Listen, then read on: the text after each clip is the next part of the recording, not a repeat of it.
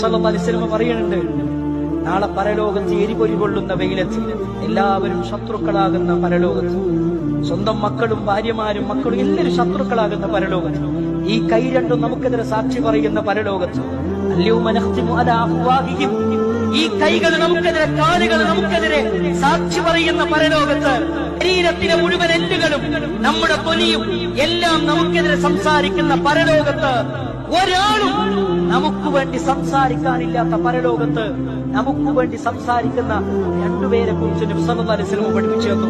അതിലൊന്ന് അൽ ഖുർആൻ. ഇഖ്റഉ അൽ ഖുർആൻ, നിങ്ങൾ ഖുർആനിനെ പാരായണം ചെയ്യണം. ഈ ഖുർആൻ യഅതി യൗമൽ ഖിയാമ, നാളെ പരലോകത്ത് വരും. ഉമ്മ ശത്രുവാകുന്ന പരലോകത്ത്, ഭാര്യ ശത്രുവാകുന്ന പരലോകത്ത്, ബന്ധുക്കൾ മുഴുവൻ ശത്രുവാകുന്ന പരലോകത്ത്, ശരീരം മുഴുവൻ ശത്രുവാകുന്ന പരലോകത്ത് നമുക്ക് വേണ്ടി സംസാരിക്കാൻ ആര് വരും? പരിശുദ്ധ ഖുർആൻ വരും.